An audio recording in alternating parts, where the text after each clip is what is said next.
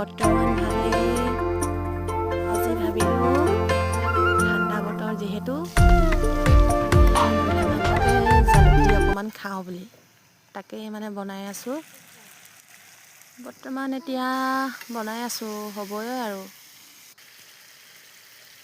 বাদ বাকী আলু দিম আৰু এতিয়া আলু কাটিছোঁ। আলু দিলোঁ আৰু ইয়াত জালুক, ধনিয়া, আদা, ৰচুন মানে জলকীয়া দুটামান বেটাই যিহেতু জ্বলা খাব নোৱাৰেই, আৰু এয়া পথাৰৰ পৰা আহোঁতে মাছ কেইটামানো ধৰি আনিছিলোঁ, তাকে ফ্ৰাই কৰিছোঁ।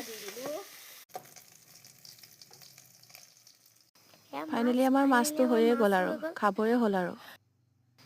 আমি ৰৈ থাকিব নোৱাৰিলোঁ আৰু ভাতটো খাই দিলোঁ। আজিলৈ বাই বাই।